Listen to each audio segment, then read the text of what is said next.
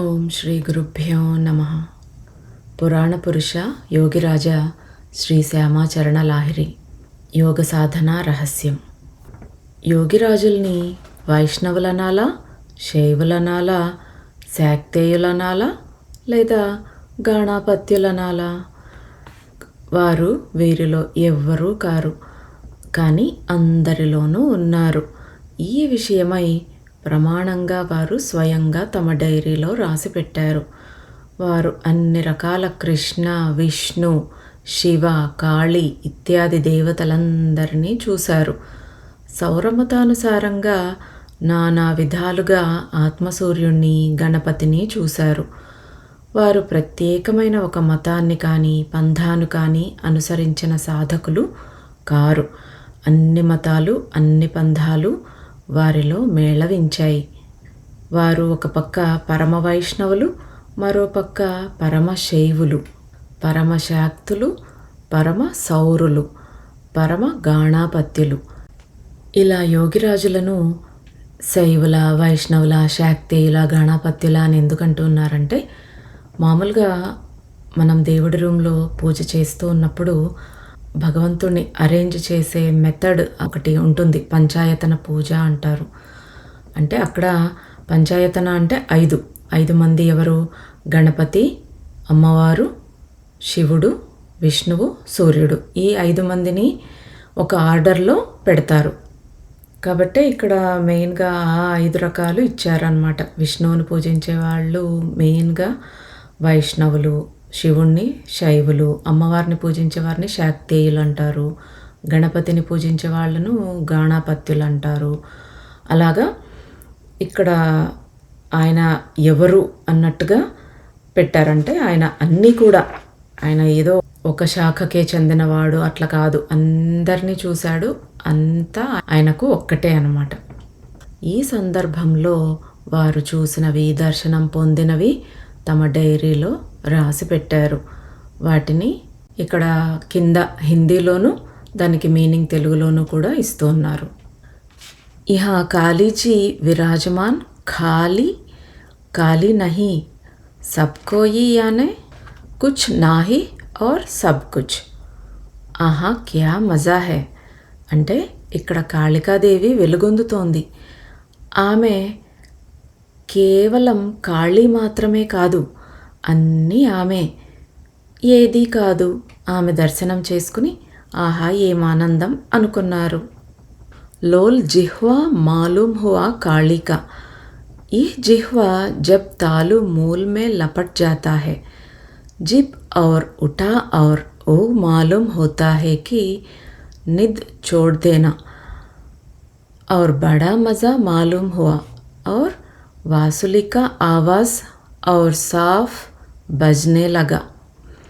అంటే కాళికాదేవి లాలసాయుక్తమైన నాలుక కానవచ్చింది. ఈ నాలుక తాలు మూలంలోనికి ప్రవేశించి ఉన్నప్పుడు ఇది తెలిసింది. దీనికే ప్రతీకాస్వరూపమైన కాళీమాత నాలుక బయటికి వచ్చింది. నాలుక ఇంకా పైకి లేచింది. ఈ స్థితిలో నిద్రను విడిచిపెడతానని తెలిసింది. అప్పుడు చాలా ఆనందం కలిగింది. శ్రీకృష్ణుడు వేణునాదం మాదిరిగా ప్రాణాయామం చేస్తున్నప్పుడు వేణువు ఇంకా స్పష్టంగా మోగటం మొదలుపెట్టింది. మహాదేవ్ ఔర్ కాళీ దర్శన్ హువా. ఆజ్ థోడా సఫా బ్రహ్మా దేఖా. అంటే మహాదేవుడు, కాళీ దర్శనమిచ్చారు. ఈరోజు బ్రహ్మను కాస్త స్పష్టంగా చూశాను. హాడ్కా కాళీ దేఖా, ఫటిక్కా ఔర్ జ్యోతికా కాళీ దేఖా. అంటే ఎముక రూపం కాళిని, స్ఫటిక కాళిని, జ్యోతి కాళిని చూశాను. సూర్యహి కాళికా రూప్ అంటే ఆత్మసూర్యుడే కాళికా రూపం. నీలవర్ణ కాళీజీకా సిర్కా ఊపర్ దేఖా. అంటే తల మీద సహస్రారంలో నీలవర్ణంలో ఉండే కాళికాదేవిని చూశాను. సింహం మీద ఒక దేవి బొమ్మ గీసి దాని పక్కన ఇలా రాశారు. ఆధార్ చక్రమే జో దేవి శ్వేతవర్ణ శ్వేతవస్త్ర परिधान सिंहवाहिनी को देखा, కులకుండలిని శక్తి అంటే తెలుపు వన్నెలో ఉండి తెల్లటి వస్త్రం ధరించి సింహం మీద కూర్చొని ఉన్న దేవిని ఆధార చక్రంలో అంటే మూలాధార చక్రంలో చూశాను. ఆవిడే కులకుండలిని శక్తి రూపిణి అయిన జగద్ధాత్రి. ఈ దేహరూప జగత్తును ఆవిడే ధరించి ఉంది. काली का चरण देखा. कालीर नाम अर्थात सूर्येर ध्यान ओ प्राणायाम कालीर पा एकवै पा दुई हईयाचे पापा ओडान पा अर्थात चंद्र ओ सूर्य अर्थात इडा ओ पिंगళ అంటే ఆత్మసూర్యుడి ధ్యానమే కాళికాదేవి నామం. సుషుమ్న లోపలి ప్రాణాయామమే కాళికాదేవి పాదం. అది ఒకటి. కానీ ఆ ఒక్కటే 2 పాదాలైంది. ఇడా అంటే ఎడమ పాదం, పింగళ అంటే కుడి పాదం. ఇడా పింగళులు అనే ఈ తల్లి 2 కాళ్లను పట్టుకుంటే తల్లి దొరుకుతుంది. మాంసాస్థుల 2 పాదాల్లోనూ వాటంతట వాటికి నడిచే శక్తి లేదు. ఇడా పింగళ రూపమైన పాదాలు 2 ఉన్నాయి. ఇందువల్లే స్థూల చరణాలు 2 ఉన్నాయి. చరణం అంటే సంచరించడం అని అర్థం. ఇడా పింగళుల్లో శ్వాస ఆడటం వల్లే దేహానికి అస్తిత్వం ఉంది. అందువల్ల యోగిరాజులు ఇలా చెప్పారు, చరణ్ యానే దోనో శ్వాస జైసా చరణ్ ఏ స్థాన్ छोड़के जाता है ఓ ఏ సాహి శక్తి శ్వాసక. అంటే చరణం అంటే 2 శ్వాసలు. కాలు ఒక చోటిని విడిచి మరో చోటికి ఎలా వెళుతుందో శ్వాస కూడా అలాగే దేహాన్ని విడిచి కొత్త దేహంలోకి వెళుతుంది. కపాలానికి పైన సూర్యుడి బొమ్మ ఒకటి గీసి దాని పక్కన ఇలా రాశారు, सूर्य ओही काली सूर्य का रूप और हमारा रूप एक है. నేను చూస్తున్న ఆత్మసూర్యుడే కాళికాదేవి. ఆ ఆత్మసూర్యుడి రూపము నా రూపము ఒక్కటే. అంటే నా రూపమే కాళికాదేవి రూపం. 2 వేరు కానివి. కొన్నాళ్ల తర్వాత మళ్ళీ ఇలా రాశారు, సూర్య హీ కాళీ సోయి కాళీ హం సోయి హం. అంటే ఆత్మసూర్యుడే కాళికాదేవి, అదే నేను, ఆ కాళీ నేనే. దీని తర్వాత సరిగ్గా 2 రోజులకు ఇలా రాశారు, सूर्य ही ब्रह्म रूप है एवं सूर्य ही जगत आधार है. वो ही अटल छत्र, वो ही सूर्य, फिर हम निराकार ब्रह्म होते हैं. अब श्वासा का चलना ओ ना चलना मालूम ना होए. बड़ा मज़ा. అంటే నేను చూస్తున్న ఆత్మసూర్యుడే బ్రహ్మరూపం. ఇదే జగత్తుకు ఆధార స్థలం. దీన్నించే అన్నీ పుడతాయి, దీంట్లోనే లయమవుతాయి. ఇదే అన్నింటికీ దృఢము అచంచలము అయిన ఆచ్ఛాదన. ఈ ఆత్మసూర్య రూప కాళీ దర్శనంలో ఆగమ నిగమ అంటే వచ్చే పోయే రూపమైన శ్వాస ప్రశ్వాసలు ఆడుతున్నాయో ఆడడం లేదో తెలియదు.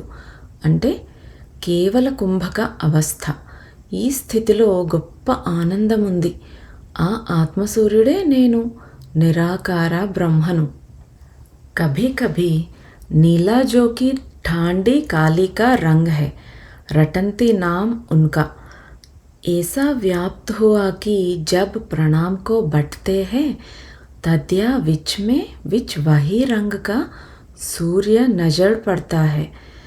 काली तो एक है लेकिन रंग में परभेद है. అంటే అప్పుడప్పుడు శాంతమైన నీలివన్నె కాళిని చూస్తున్నాను. ఆమెను రటంతి అంటారు. ప్రాణాయామం చేయటానికి కూర్చున్నప్పుడు ఆ కాళి అప్పుడప్పుడు అదే వన్నె ఆత్మసూర్యుడిగా కనిపిస్తూ ఉంటుంది. కాళి ఒక్కతే, కానీ వేర్వేరు వన్నెల్లో కనిపించటం వల్ల వేరువేరుగా అనిపిస్తుంది.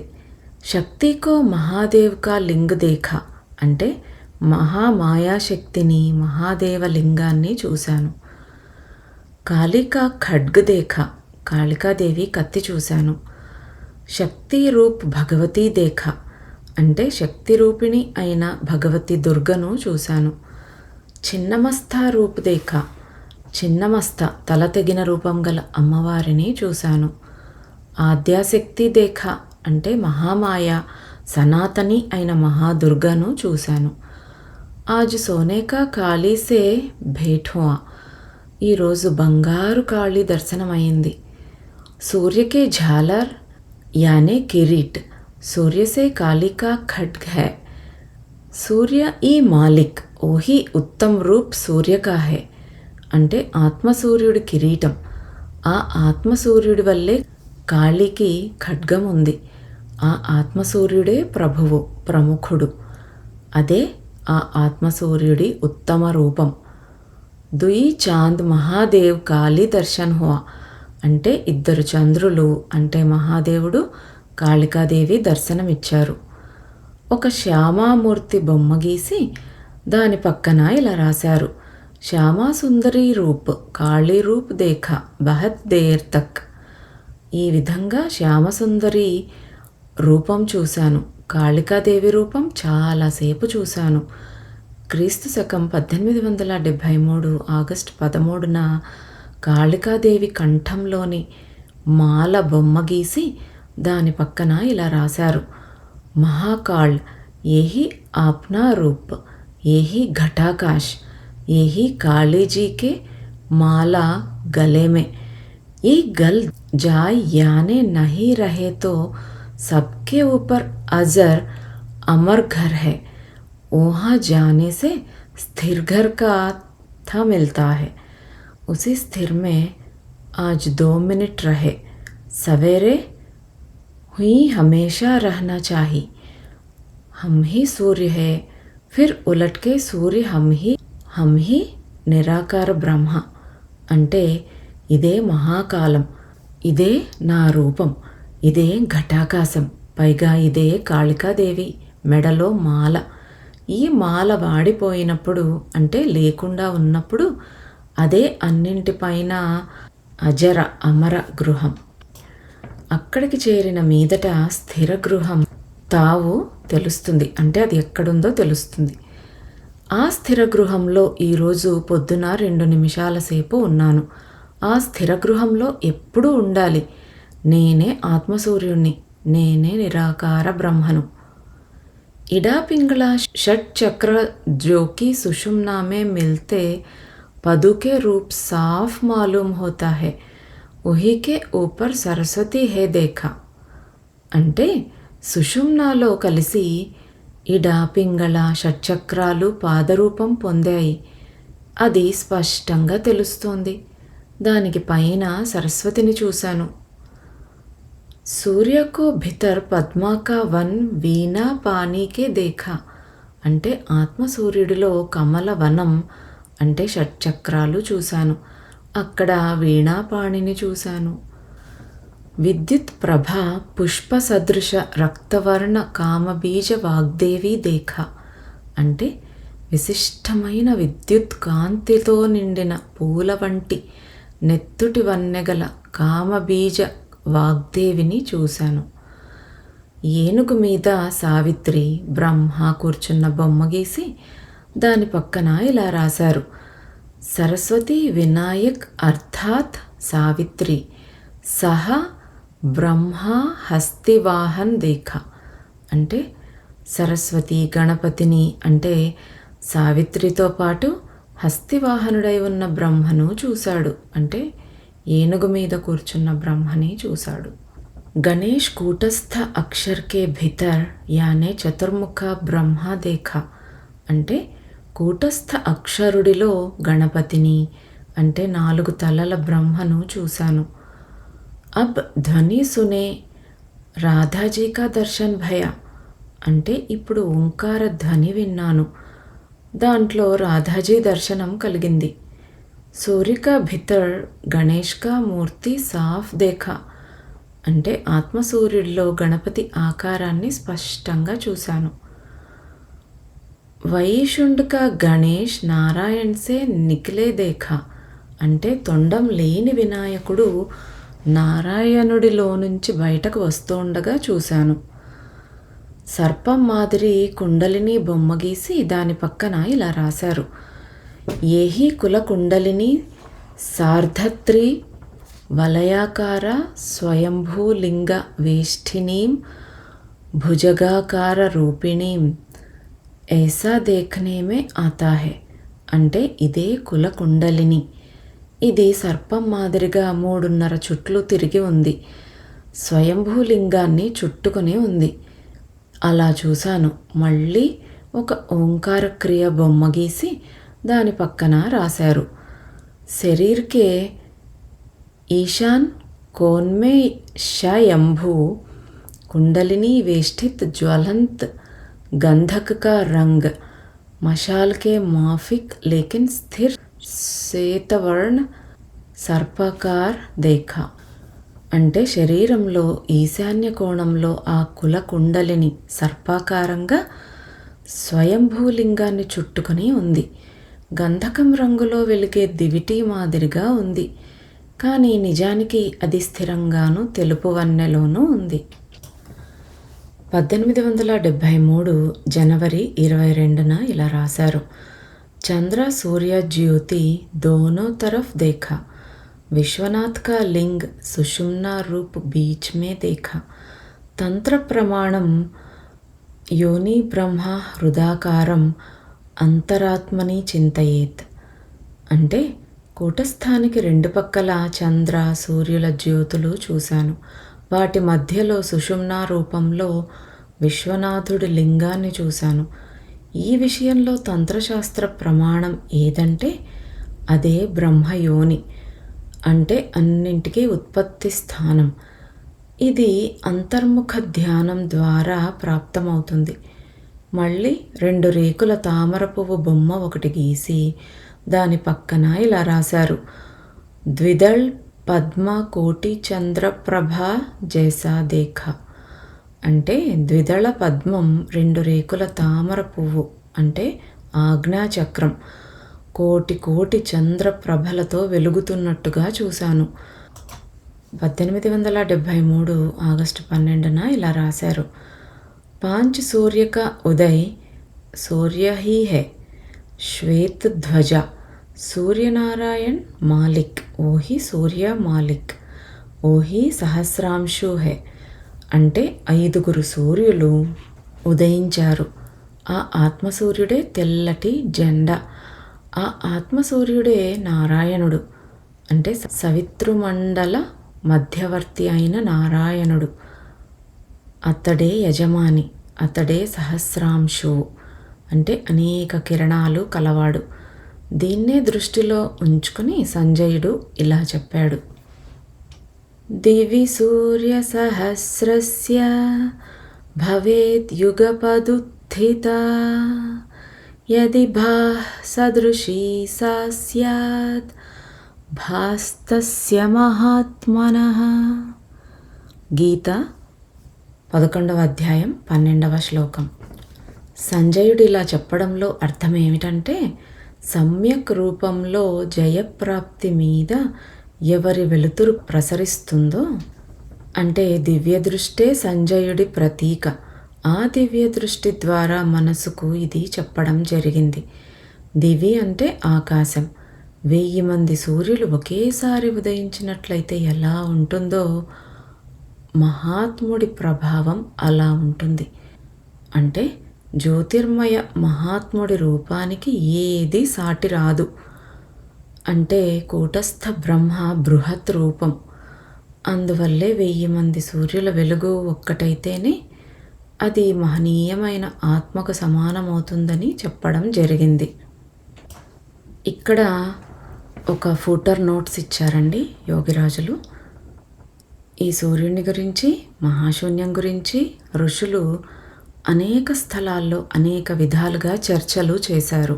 కానీ ఇది ఏ సూర్యుని గురించి ఏ మహాకాశం గురించి చెప్పడం జరిగిందన్న విషయంలో అనంతరకాలంలోని పండితులు భాష్యకారులు అందరూ ఆకాశంలో ఉదయించే సూర్యుణ్ణి కంటికి కనిపించే ఆకాశాన్ని ఉద్దేశించి చెప్పినట్లుగా రాశారు.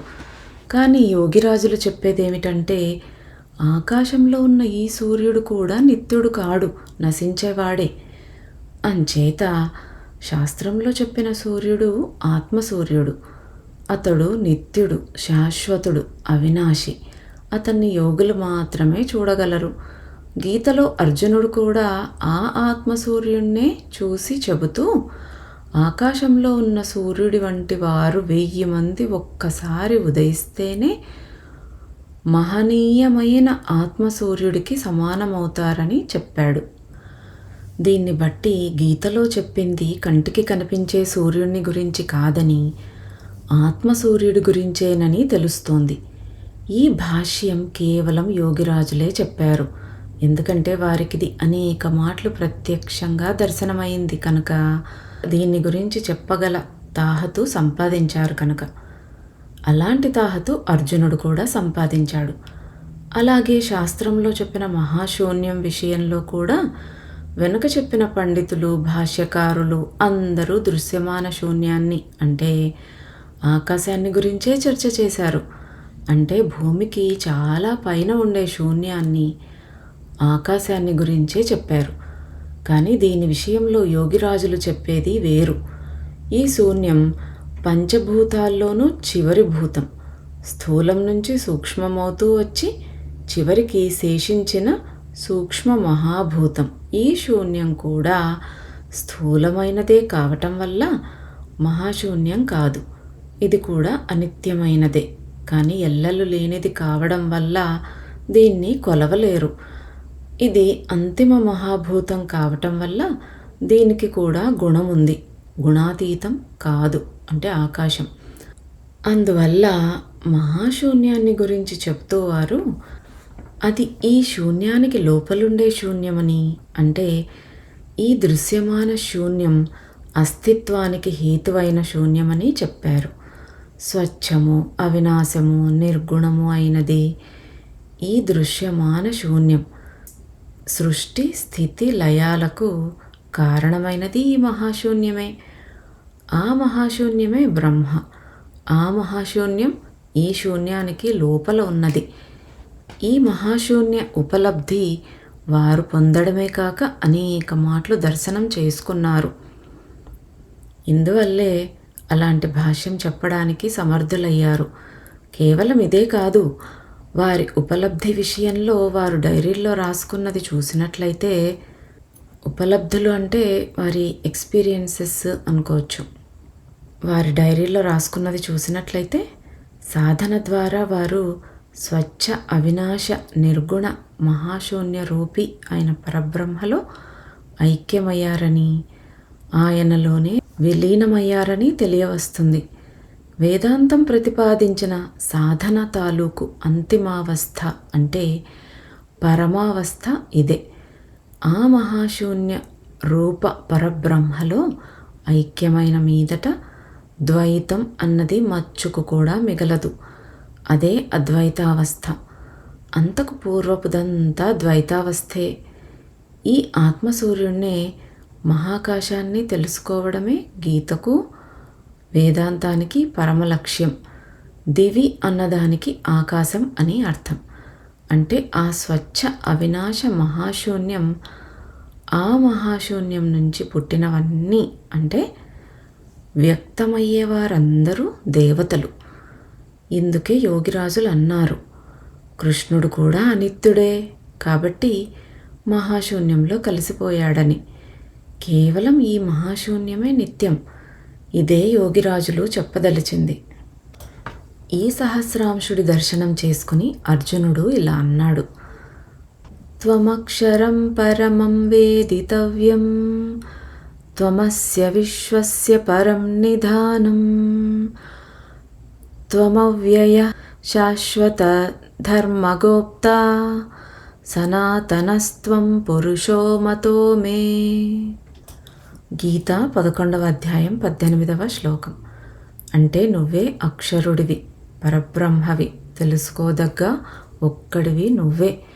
నువ్వే ఈ విశ్వానికి పరమాశ్రయం. నువ్వే అవ్యయుడివి, శాశ్వతుడివి, ధర్మరక్షకుడివిను. నువ్వే సనాతన పురుషుడివి. ఇది నా అభిప్రాయం. అంటే నువ్వే కూటస్థ చైతన్యానివి, స్థిర ప్రాణ రూపానివి, అక్షర పురుషుడివి. ఏమంటే నీకు క్షయం లేదు. కూటస్థానికి పైన సహస్రారంలో నువ్వే అవ్యక్తరూప మహాప్రాణ పరబ్రహ్మవి. తెలుసుకోదగింది నిన్నొక్కడే. అంచేత నిన్ను తెలుసుకోవడమే ఆత్మజ్ఞానం. అదే యథార్థ జ్ఞానం. నిన్ను తెలుసుకున్న మీదట మరి తెలుసుకోవలసింది ఏమీ మిగలదు. అందుకని జ్ఞాతవ్యుడివి నువ్వొక్కడివే. జగత్తుకు ప్రధానమైన ఆశ్రయం నువ్వే. ఎందుకంటే అవ్యక్త బ్రహ్మ స్థిరావస్థకు అంతం లేదు. అంచేత విశ్వానికి ఆధార స్వరూపుడివి, పరమాశ్రయానివి, నిత్యుడివి, అంటే స్థిర ప్రాణానివి నువ్వే. ఈ విశ్వానికి శాశ్వత సనాతన ధర్మరక్షక పాలనకర్తవు నువ్వే. ఎందుకంటే శాశ్వతము సనాతన ధర్మము అయిన యోగ క్రియలో నువ్వే గుప్తంగా ప్రతిష్ఠితుడవై ఉన్నావు. ఈ రహస్యాన్ని, అంటే ఈ గుప్త విద్యను గురూపదేశ రూపమైన ఉపాయం ద్వారా మాత్రమే ఉద్ఘాటన చెయ్యగలం. నువ్వే సనాతన ఆది పురుషుడివి. ఎంచేతంటే నీకు పూర్వం ఎవరూ లేరు, నీ తర్వాత ఎవరూ ఉండబోరు. ఇదే నా అభిప్రాయం. శ్రీకృష్ణుడి కృప వల్ల అర్జునుడు అపరిమిత మహా తేజస్వంతమైన విశ్వరూప దర్శనం పొందటానికి సమర్థుడైనట్లుగానే బాబాజీ మహారాజుల ప్రసాదంగా యోగిరాజులు అర్జునుడి మాదిరిగా విశ్వరూప దర్శనం పొందుతూ ఉండేవారు. సహస్రాంశువును చూస్తూ ఉండేవారు. ఇదే శశి సూర్య నక్షత్ర దర్శనం. ఈ విశ్వరూప దర్శనం వల్ల అర్జునుడి వంటి సాధకుడు కూడా భయభీతుడైనాడు. కానీ యోగిరాజులు చెప్పింది ఏమిటంటే, ఆదిత్య సేరా పురుష్ మై అబ్ సహజే ఆవే జాయ్. అంటే ఆదిత్యుడే సహస్రాంశుడే శ్రేష్ఠ పురుషుడు. కళ్ళు మూసుకోగానే కనిపిస్తాడు, తెరవగానే వెళ్ళిపోతాడు.